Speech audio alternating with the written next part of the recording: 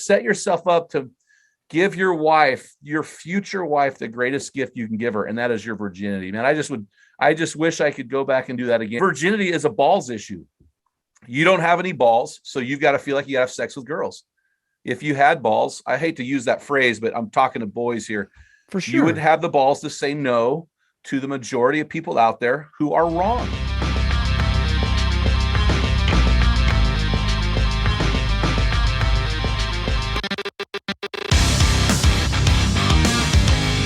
Our guest is Jim Ramos. For many of you, you know who this is. He is the founder of the movement called Men in the Arena. He's a best-selling author. He's a speaker. He runs a nonprofit Christian ministry focused on equipping men to honor God in the leadership of their families, church, and community. He hosts the #1 ranked Spotify podcast for Christian men, the Men in the Arena podcast, where he interviews experts in Christian manhood, partnering with thought leaders like John Eldredge, Gary Chapman, just some of the powerhouses in that space. He's written numerous books, including the #1 Amazon bestseller, Strong Men, Dangerous Times. He's written several others. And so I really wanted to get Jim on. I've listened to his podcast. I really respect the work he's doing, his perspective, the way he speaks truth in love, but truth in your face, and is unapologetic about it. And he is just very fearlessly pursuing equipping and building strong men to lead their families. So I want to welcome to the stage Jim Ramos to Last in Line podcast. Man, it has been in the making for a couple weeks, and there have been some obstacles, but Jim Ramos, man, welcome to Last in Line podcast. Hey, I appreciate you being patient, man, with all the scheduling issues, and we're excited to be on the show today. We know that the enemy wants us to not be here, but we're going to rock and roll, baby. Absolutely, man. We're pressing through, and you had some Wi-Fi issues last time, and I'm a little jealous because of the place you just got out in the middle of a remote area, and I'm kind of cool hearing about that story. But, man, you've been in ministry for, I guess, 20 years, if I'm right, maybe a little more, and written numerous books. In fact, I think Men in the Arena, if I'm doing my research right, is in its 10th year, I guess, of being founded. So it's kind of the maniversary. I have to work in that. I love that. Yeah, it's kind awesome. Of a dorky. That's how nerdy I am. But no, I was thinking of that, and it's like a 10-year deal. So congrats on that, man. Hey, I appreciate it. And I'm going to steal that from you because please do. We're having our 10th anniversary celebration on April 9th. So I'm going to have to weave that in. And actually, so I was in youth ministry, a full-time youth pastor and campus life director for 22 years. And then we've done Men in the Arena for 10, and there was a 2-year overlap there. So I've been in ministry since 1990 full-time.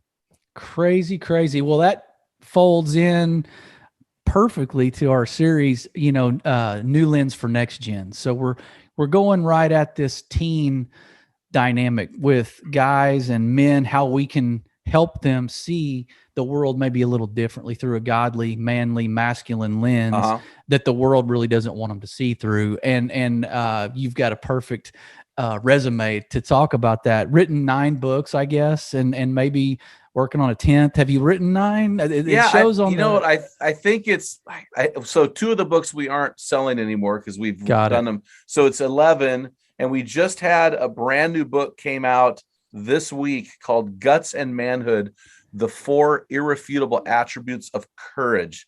Wow. And that came out of my devotional life.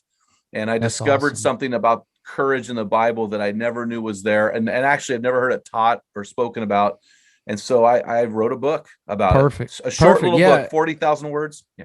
That's awesome. We'll get in. Yeah, we're going to give them the link to go get that too. And I was intrigued by the one you wrote. Was it last year that it released? Strong Men, Dangerous Times. Yep. Yeah. Well, I guess give us a little background on what made you write that. Obviously, we're in the times we're in, so I'm sure that was some inspiration. Yeah. The funny part is I actually wrote that book in 2018 under the title Man Card, the Man Card. Yeah. So, hey, here's the man card. I literally wrote the book on the man card. And then we got a couple years into it, and I realized I don't like the title.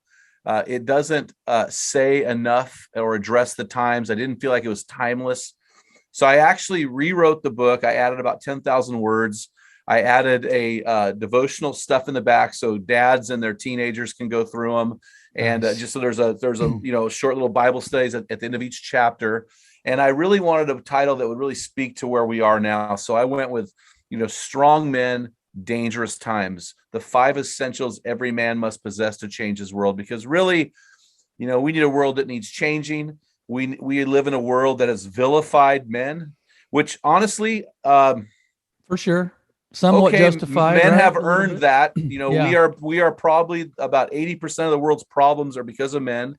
But Right. if we're going to make that claim that men are the cause of the problem, we have to logically agree then that if we fix the men, we fix 90% of the world's problems. So I thought, okay, I do see this. And actually, as a youth pastor, I remember sitting in a coffee shop reflecting on my life. I was 44 years old at the time. So this is 12 years ago. And I was thinking, okay, as a youth pastor, what is the biggest problem I have seen after, at that time, 20 years of youth ministry? Mm-hmm. And I came to this conclusion. The number one problem with students that came in my ministry on a weekly basis over the course of 2 decades was their dad.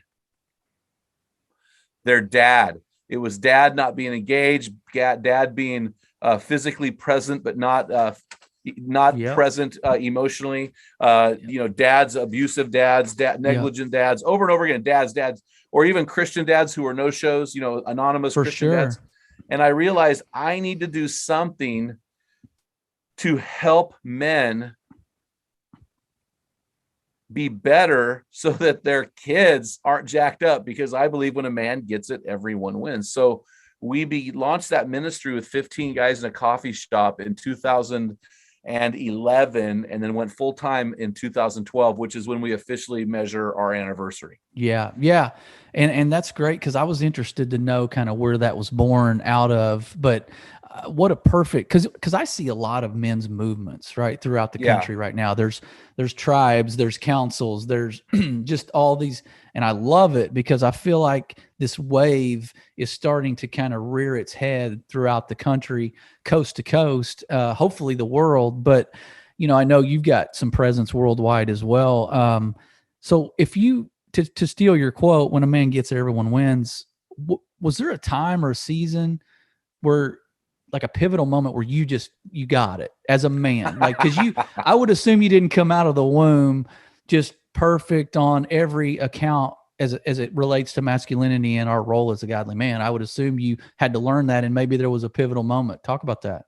Oh man, there is a big time magnum moment. Yeah. So when I got married, I was 26 years old. I married a 22-year-old gal.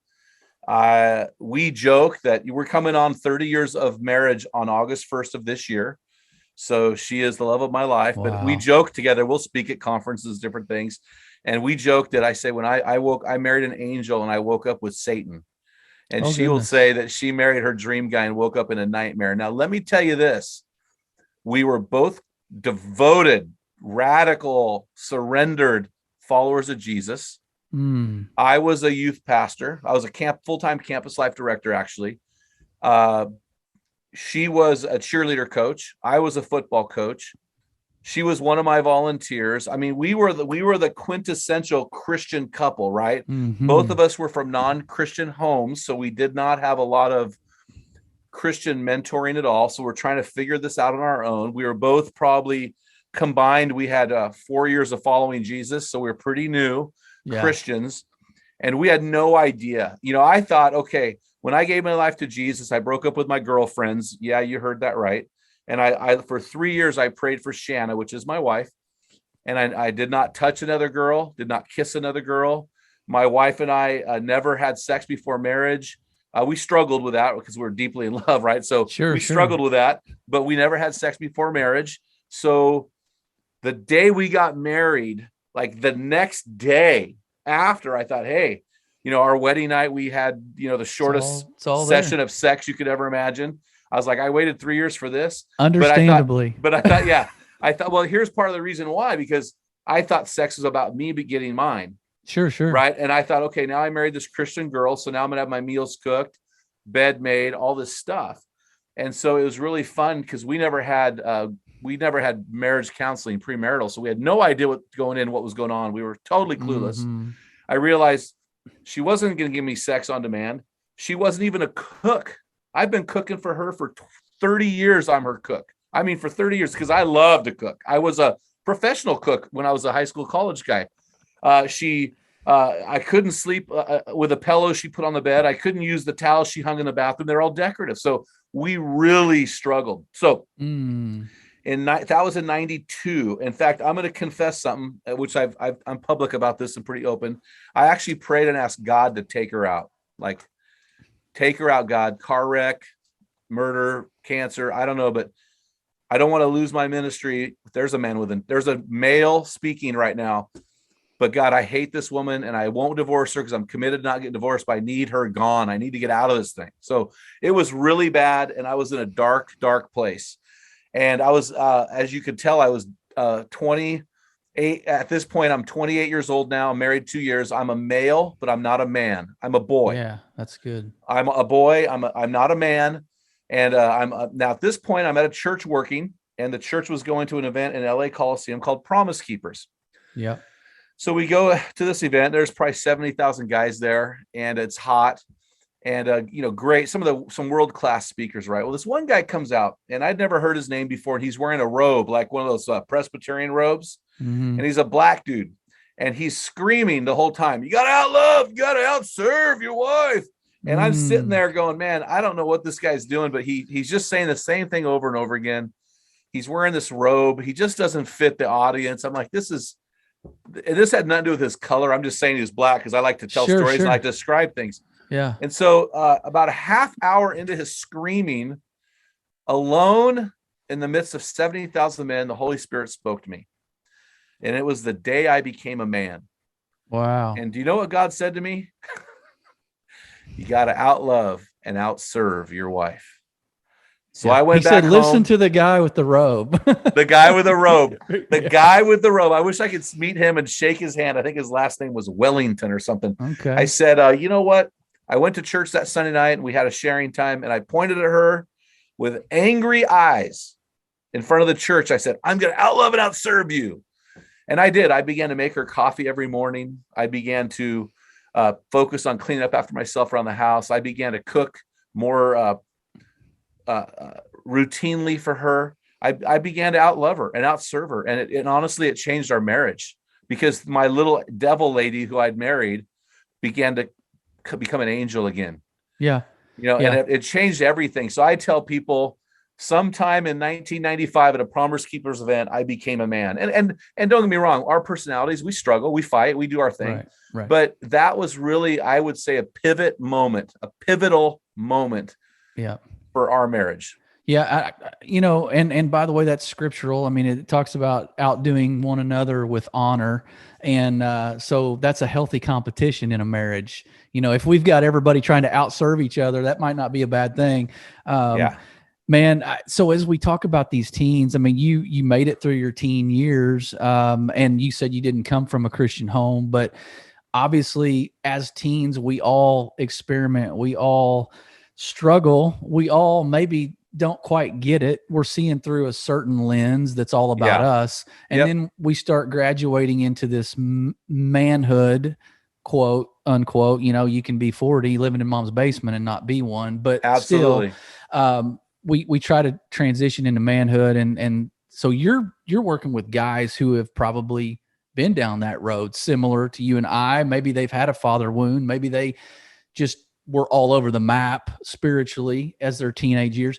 So for the teens you see now, I mean, we could go into 1,000 statistics about, 1 out of every 4 kids is raised by a single mom, or we could talk about how 90% of kids who commit suicide, teens, have a mental illness. There's a lot of factors in all these statistics, What have you seen kind of as a common theme that guys you work with now that they missed out on as teenagers with their dad, maybe? Well, I'll tell you this. I hope I'm going to answer this question. If not, you can ask it again. Right. So I was a youth pastor for 22 years.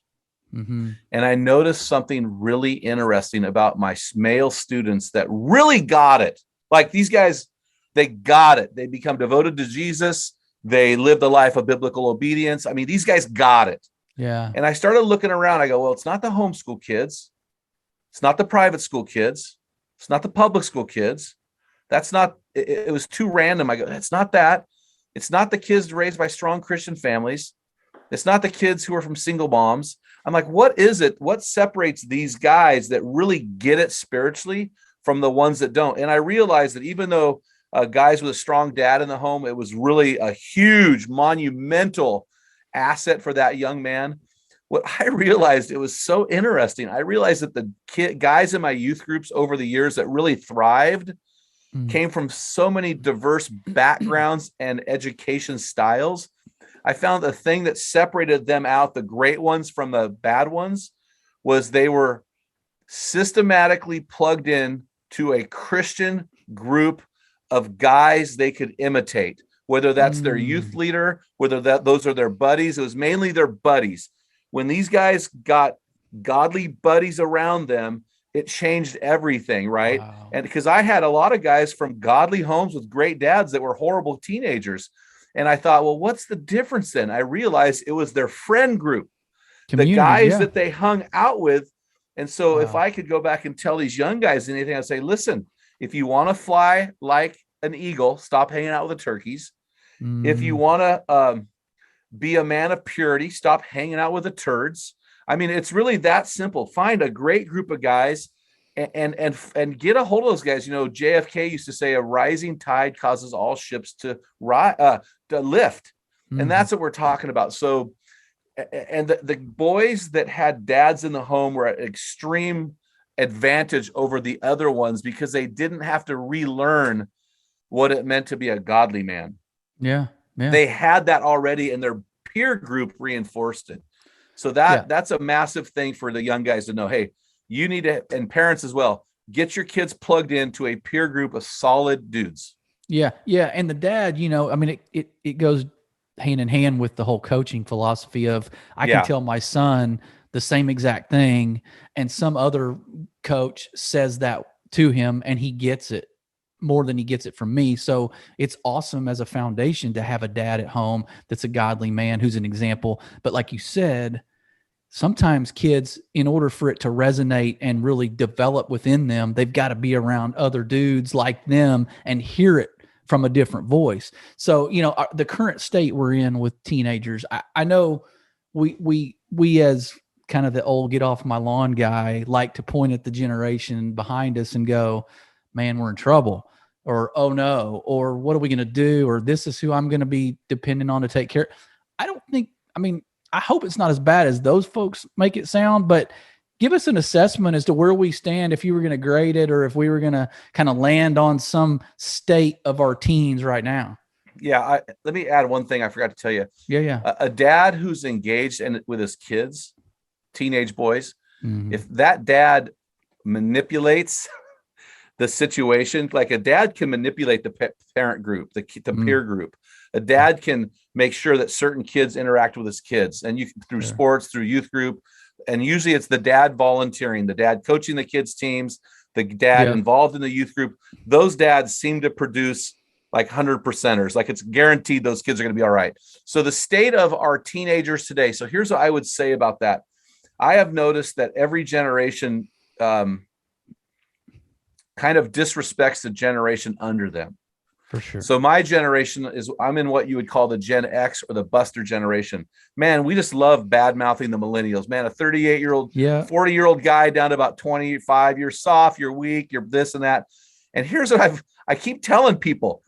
The generation that's responsible for the generation underneath them is the generation above them that raised them. Yeah. So my generation is where helicopter moms and bulldozer dads and participation trophies, we invented that stuff. Sure. So we put that on our kids. So why are let's say my millennial children, why do they, well, mine don't feel this way because I never let, trust me, Right. burn those participation trophies, get a job. Yes. And so, Yes. but this entitlement mindset comes from soft parenting where parents are they're bulldozing down their kids' problems. They're hovering over their kids like a helicopter. They're handing out participation trophies like their kid actually earned it. And if you look at our generation, you even see it today. Oh, I went to a Spartan race and I got a prize. You got a participation trophy. Yeah. I went to a Warrior Dash and got a medal. Those are all participation trophies. So we're doing that. So that being said, wow. I think this generation's in a great spot. And here's what I think. The millennial, for me, talking about the millennials and the Gen Zers, right? Right. So those two generations, they're saying, hey, you know what? Work isn't the most important thing. I laugh about the baby moon and the quarter life crisis, that the quarter life crisis comes when dad takes away the cell phone. But, I laugh at these things, but the millennials have really got this understanding that relationships are more important than career. Yeah. And I really appreciate. Which we didn't get. We didn't get that. No, we did not get that. So how old are you? I'll be 50 this year. Okay, so you know what I'm talking about. Yeah. So I appreciate that our generation passed that on to the younger generations. Take your vacation every year. Spend time on a great honeymoon. Your job is not your identity. We've done a great job with that younger generation, but what we've done a poor job at is we've made life too easy for them. Sure, for sure. And so what we need to do is, if there's anything I would say about the younger generation, is they are on the soft and entitled side because their parents said stuff like this. And they hate this statement. My kid's job is to get good grades. That's his job. I'm paying. So I'm going to give him a $50,000 car and his job is to get good grades. I'm like, no, that's not his job. He's mandated to do that. His job is to do chores around the house. His job is to get a job to pay for his toys. I mean, so we have this weird mentality. It's very, it creates an entitled generation. You know what I mean? Yeah, I agree. I want to, I was going to interject there just because I feel like I land right in the middle, like of that parent, not the participation trophy guy. We're always like, there's winners and losers, period. And then I'm also is part of my job to be their buffer. And I think I bought that lie sometimes that I was trying to, let's avoid at all costs the scraped knee, right? Let's not let them ride the bike out in the street or whatever, extreme. But where's the line on protecting or pampering? Because I think somebody needs to write a book about that if there hadn't already been one. I've got a book I want to write called The Soft Male, which would deal with that whole thing. I think we especially if you have boys are made by God to withstand pressure. They're supposed to carry this mantle of manhood. They're supposed to take great risks. I mean, almost all adventurers in the history of the world were men. Even today, doesn't change because that's what God has wired into men. And moms who really understand boys and dads who really understand that, they let their kids break stuff. My kids have all broken bones. My kids never had a stitch though. And the reason why I was like, heck no, get over here. I've got duct tape and super glue. And instead of paying some doctor to do it, we're just going to take care of it. So my kids always joke they never got stitches. Well, they've got a lot of cuts. I just wouldn't let them go. And so I think letting our kids, I think God interacts with us like that, right? He says, I'm going to give you the choice in my great love for you. I'm going to let you choose this thing. Yeah. And then when we blow it, he comes alongside of us and he says, hey, you're an idiot. I love you. And I think that's what we should do as parents. We need to. And here's the bigger thing that I think is a problem for parents today is when your kid fails, like he fails, he gets caught doing something wrong. Right. He gets a bad grade. Your job as a parent is to help him own the responsibility of that. It's to help him to realize that we reap what we sow. Your job is not to go yell at the English teacher. Your job is not to bulldoze his problems. Your job as a parent is to help him to accept responsibility so that he'll learn from that. Instead of bulldozing things down, he'll never learn from that. You get a bad grade, the last thing a parent should do is go yell at the teacher. For maybe sure. talk to the teacher, but not yell. It's the kid's fault. That's a training exercise for the parent right there. It's who are you going to train, the kid or the teacher? Like that's not going to help anybody to go upstream. You need to deal with right in front of you, because if we're training them, that doesn't train them for life, right? What are you going to do when they're a grown up and they have a family and a boss does something? You're going to go yell at we got to train in that moment. Hey, do yourself a favor when you get done listening to this episode and go check out my sponsors on their websites. Those links will be in the show notes. But I want to thank the following for supporting Last in Line podcast. I want to thank Armored Nation Coffee. I want to thank the folks at Do Work That Matters. I want to thank Kevin Fulton over at Lead Like Lions. Thank you to Gridiron Coffee. And thank you to Cowboy Revolution Apparel. Those are just a few, and we're adding to the list, but these are ones who have started with us at ground zero and are sticking with us till the end, hopefully. So go check out their website, get some of their products. Now back to the show. Yeah, but go ahead.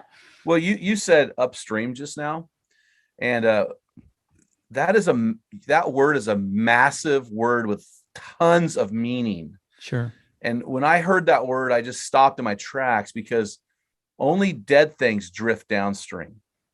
Wow, right? That's good. Things that go upstream are alive and they're strong because they're having to go against the current. For sure. And one of the things I've told my boys, and I've got a 26-year-old that just bought his second house. My 28-year-old just bought his first house. I mean, these guys, my youngest son had more consecutive starts during his college football career than any football player in the 150-year history of the school. And the school has the longest winning streak of any school in all of college football at 65 years winning streaks. Wow. So I've got some great sons, but one of the things that I've told them and trained into them is the hard way is the right way, and you will always be surrounded, because the majority is usually wrong. And as a Christian, we have to realize that we're in the maybe if we live in Texas, maybe 12% of people are real Christians. In Oregon, it's like 8%. And so I just interviewed a guy in India. It's 0.05. It's not even a percent. And so we need to realize you're supposed to be surrounded. So if you're going to win this battle and push back the darkness, hey, buddy, you better be strong. That's for sure. And I love that you brought up duct tape, because I was about to say when you said guys are more rugged and meant to be tested a little more, like we're the duct tape, the girls are the Scotch tape. Like you use duct tape in situations you wouldn't use Scotch tape. And so we definitely do. And I love that you used duct tape as a medical patching kids up. That's great. Well, I would say that men are the Stanley thermos mug and women are the teacup, They do the same things. They just do them a little different. For sure, man. Yeah. And it's funny because being that we're kind of the same generation, it's funny. I've become the back in my day guy. Like every sentence starts with that. And like you said earlier, every generation probably has done that. Like our kids are going to tell their kids, back in my day, we only had one cell phone, or something ridiculous. But we had to actually type in the keys. Yeah, no kidding. So we talked about, the father, and I used the word wound, but just the father dynamic, good, bad, or indifferent, that affects those formative years of adolescence. Right. And I think that disconnect that's going on today, with some of our men who are not getting it, which, as you're doing your work and people are doing that all over the country, like there's a reason there's a need for you, right? If we were all doing this right, we wouldn't need men in the arena. We wouldn't need, so we need people like you, because there is a disconnect.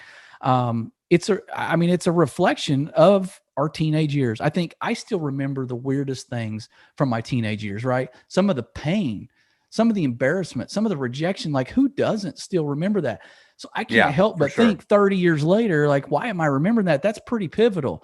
I guess the question, and I didn't really have a question planned, but other than, did you talk about your teenage years? Like it was different. We get it. It was light years from what teens are going through now, but what advice would you have given yourself other than get around really good guys that are Christian dudes? I mean, anything else you would have done different? It's funny. I just, I've got a series of reels on Instagram coming out called "If I Could Tell My 25-Year-Old Self Anything." Right. But my 25-year-old self was a brand new believer. That guy was awesome. He's a male, but he loved Jesus. But I wish I could tell my 15-year-old self some things. But I will say, I think the father wound is a thing that is real. But if you think about that phrase has only been around since Eldridge wrote Wild at Heart. Sure. And, so talking about 2001, that phrase is a very victim mindset just in its own phrase. For sure. I'm wounded. You're the one who did it. And every guy has this wound that their dad inflicted. I'm like, really? I mean, it's kind of a pass. It's a very victim entitled mentality. It's basically, I hope I don't get in trouble here. It's critical race theory type of stuff, which is basically, you need to pay me back. Sure. I deserve something because of this. Instead of just going, hey, life sucks. People do crappy things and we need to work through those things. I have some real painful moments in my life. Yeah. I have a great dad. I'm close to him today. I talk to him all the time. For my 13th birthday, do you remember what you got for your 13th birthday? Not at all. I remember mine distinctly. I got "It's not your fault that mom and dad are getting divorced" talk on my 13th birthday. My brother and sister and I got sat down. So my parents got divorced on my 13th birthday. So I don't remember what I got for an actual present. I probably got two now that my parents are divorced. And my dad had some sexual problems that led to the divorce. And so, but then the funny thing is my mom remarried. And by my senior year of high school, I laugh at this story. This guy would have been thrown in jail for this. I had a really cool stepdad. I mean, he was super cool. That he was known in our peer group as the cool stepdad. My kids would go to the house and hang out at my house when they were drunk before they went home to their parents, because my parents would never say anything. I remember when I was a senior in high school, my stepdad came home with a round table pizza and a porn video. And he goes, "Hey man, you want to have pizza and watch porn?" I'm like, "Hell yeah." I never watched porn before. I thought that was the coolest thing. I mean, I celebrated that, man. Back before Christ, I celebrated porn. We didn't have the access that they have nowadays, but I celebrated, every girl I was able to touch, first base, second base, third base. Sure. So if I could go back and tell a guy anything, I just made a series of reels on this. I would say, first of all, to young guys, life is way more serious than you think when you're in the teen years. The things I celebrated from 14 to 24, I am now ashamed of. The things I sought and pursued as a young man are those are the baggage things I struggle with now. If I would have lived a sexually pure life, if I would have been a virgin when I got married, I would not struggle with lust at the level that I probably do now. I mean, you see what I'm saying? So all, the drinking, the partying, the chewing tobacco, all of these things that we did when we were young, when we're 14, we struggle with at 40. And so I would tell these guys, that's a big, big problem. It's really funny, man. I've never met a man who's a Christian man who said, "Man, I am so glad I got to screw so many girls." Every guy I've ever met who's a Christian man says, "I wish I would have waited to have sex until marriage." Right. Every guy I've ever met, every single one of them says that. And I think if I could tell these young guys, I would say, listen, 4 on the floor. If you've got a girlfriend, 4 feet on the floor, and then don't unbutton, unbuckle, unsnap, undo, untie, on anything, anything above clothing. I would just tell these guys, set yourself up to give your future wife, the greatest gift you can give her, and that is your virginity, man. I just wish I could go back and do that again and have the guts. Yeah. That's awesome, man. Go ahead. Well, virginity is a balls issue. You don't have any balls, so you've got to feel like you have sex with girls. If you had balls, I hate to use that phrase, but I'm talking to boys here.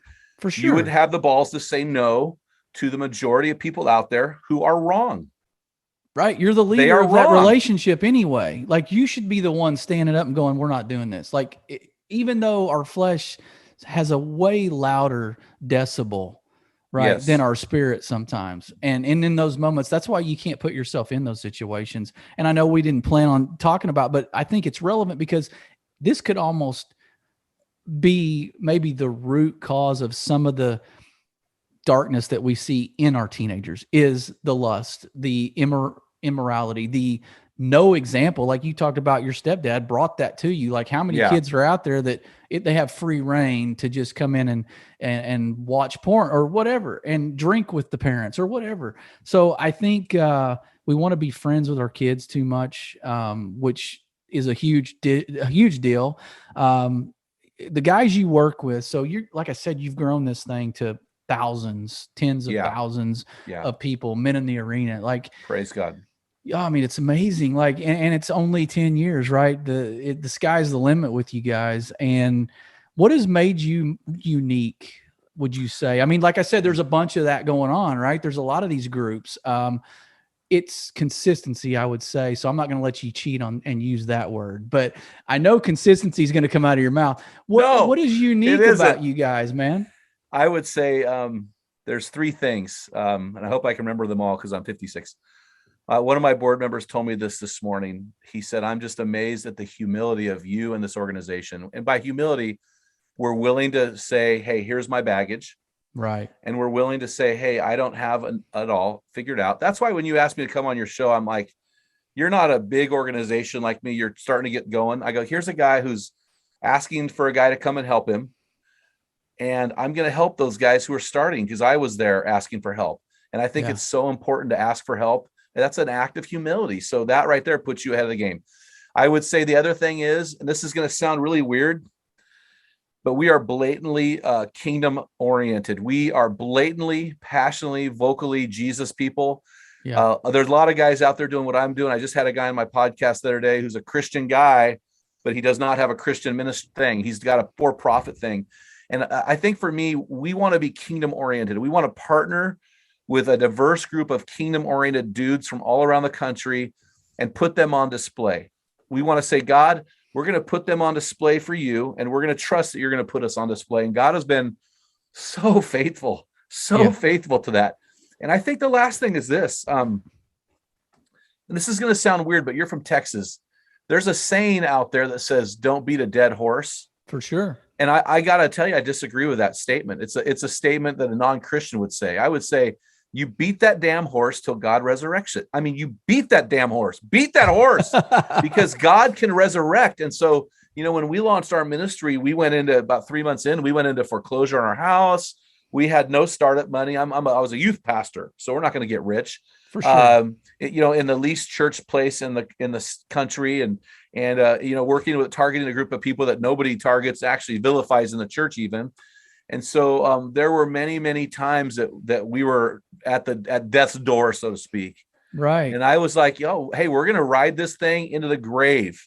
And if God doesn't, we're going to stay in that grave and we're going to wait for the resurrection. And so I think for us, and the first church really exploded because I'm reading a book called Church History in Plain Language. And the one thing that separated Christians from any other religion at that time was their extreme stubbornness.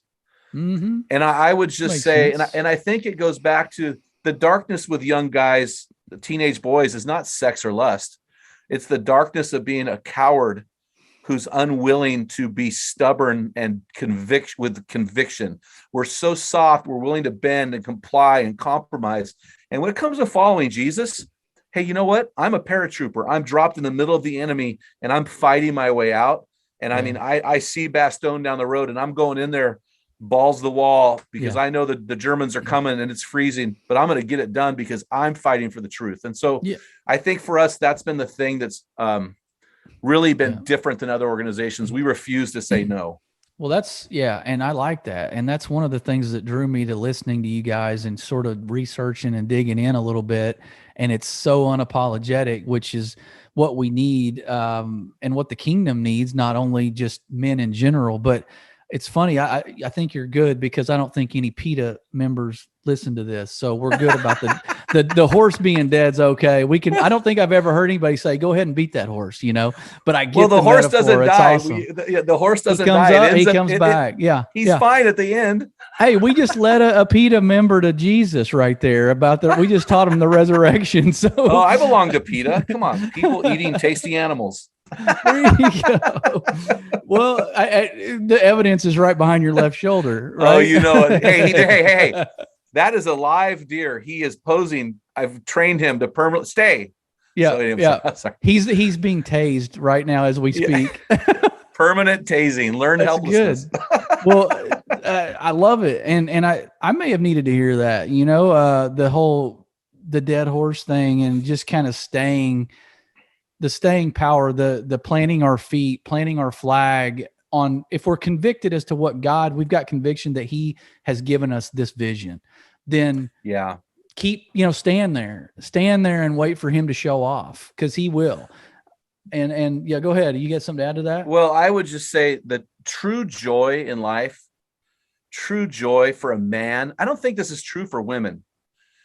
I think for a woman, true joy comes when she can be secure in her environment. But true joy comes from a man when he looks around and he goes, my environment is the hill I finally get to die on. That's it. When a man has a hill to die on, that's when that man is at his most alive, even though he's dying. And I think for us, I mean, it's emotional to me, because I'm like, man, if I could just get these young guys to go, what hill will I die on? I'm going to die for my future wife and keeping my virginity. I'm going to die for my, freedom and not getting bondage to alcohol or drugs. I'm going to die for these things that Jesus has called me to, and I'm not going to compromise. I'm going to be stubborn and unwilling to bend. Yeah. And when a man can plant his flag in the mountain and go, and look around, look at all the foxholes, your bros, and go, we might die here today, but you know what? At least we have a hill to die on. That's it. And they're together. And that's what I think guys struggle with. Like you mentioned it earlier, and teenagers might struggle with this as well, which I don't have the secret sauce or the magic formula to let the light come on to them, the importance of the community that you talked about earlier, getting around a group of guys that are like-minded, obviously putting God at the center of all that.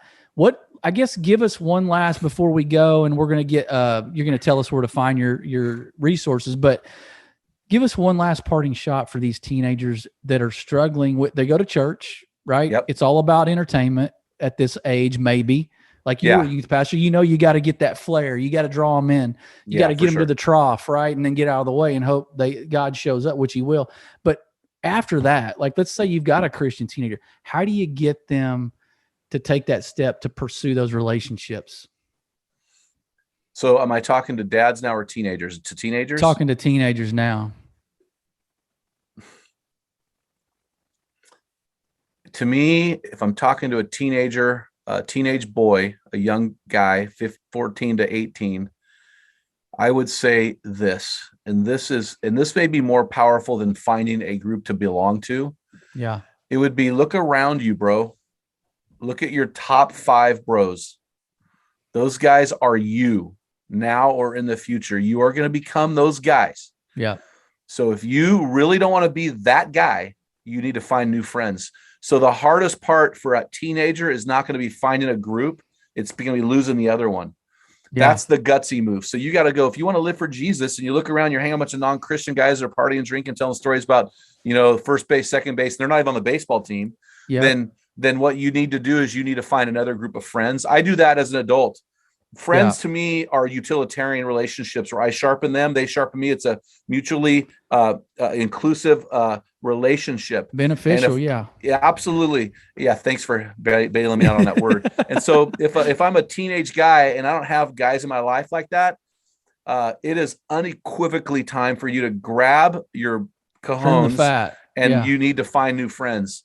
Period. And then once you leave these guys, the new guys you gravitate to, it'll happen naturally. Yeah. Once you have a standard that you're going to hang out with. Yeah. We got to convince this generation that what you said is spot on. You are the sum of those 5. You are the average of those 5. You will become that. Even if you may not be that now, you will become that. So that was exactly the advice that was great, because that's practical. It's simple. They can get that. Now, whether they believe that from me and you, I don't know, but look at them. look at where there might be, where are they going to be in 10 years? And is that who you want to look like? Cause that's that's the road it's going down. And sometimes we learn hard lessons. They have to learn the hard way. I did. That was my biggest probably downfall, is that I had to just figure it out on my own and suffer. Why would I do that when I have people like you that I could have listened to and been like, okay, he's done it right. I'm going to go that way. Those are the answers to the test. So I never did. So hopefully we have a generation that's going to listen to guys like you and guys like me. And that road's lonely. Like I tell my kids all growing up, I'm like, you understand that when you look around and you're the only one standing there, that might be a good thing. Like chances are that's a good thing because the crowd's over here doing something and you're lonely. But look, what does it say? It's a narrow gate, right? It's a narrow gate to heaven. So, man, Jim, it's been a blessing to have you. I love the insight. I'm glad we could finally make this work, and I wish we could keep going for hours because you got a ton of stuff. But instead, you're going to tell us how to find your resources and get your book, and maybe we'll get a little more taste of what Jim's perspective is. Yeah, hey guys, you're talking to teenagers right now. I'm on Twitter. I'm not on TikTok. I'm not on Snapchat. Well, it's dads too. I think it's a lot of dads. I would say Instagram is a great way to get a hold of me. We've got a forum with over 12,000 guys on Facebook interacting regularly, and the guys can subscribe to my podcast, Men in the Arena Podcast. If they just type in Men in the Arena, they'll find us anywhere, Yeah. Well, and you had that concept before Tom Brady for those teenagers. Now, the Man in the Arena, it's Men in the Arena. And I know you didn't coin that. I know you didn't start that, but still you had it before Tom Brady, and that's all that matters. Hey, I got a story if you want to hear a Tom Brady story. Yeah. Go ahead. We call it the Tom Brady Miracle. This is how God takes care of us. When the Man in the Arena podcast came out, we had this massive spike in our podcast. Massive. Sure. And we're like, well, the only way we can explain this is they went to find Men in the Arena podcast and found Man in the Arena. The funny part is that spike has never gone down. So we were just ranked number one. So it wasn't a fluke. We're the number one. We're the number one ranked podcast for Christian men on Spotify. And I think part of it is they found our podcast on accident and went, wow, I'm going to keep coming. So it's been really fun. The Tom Brady Miracle, we call it. Yeah. Well, hey, I'll tell you, being a baseball guy, you get jammed and you hit a blooper over the second baseman. It's a base hit. It doesn't matter how it got there. It's a base hit. So it doesn't matter how they found you, but they stayed there. And that was all that mattered, right? God knew how to bait them in. Well, hey, if you get jammed and you can hit a blooper over the second baseman's head, that means you waited. You went with the pitch. And man, that's, most guys would knock that ball out of the left side of the field and hit out of bounds or third baseman. So, hey, God bless that guy. He did a good job getting around on that ball. That's right, man. Well, hey, congrats on all the success. Congrats on your manniversary. And you absolutely can steal that. I did. And I can't wait to see that. But let's stay connected. And audience, hey, you know where to find him now. There's no excuses. You have to go and join his Facebook group. Go buy his book. Tell us the name of the most recent one. The most recent book that just came out last week is called Guts and Manhood: The 4 Irrefutable Attributes of Courage. It is a orange cover with a picture of Omaha Beach on D-Day. Got it. I got to get a copy. All right, audience. With that, he's been Jim Ramos. We've been Last in Line. Be blessed.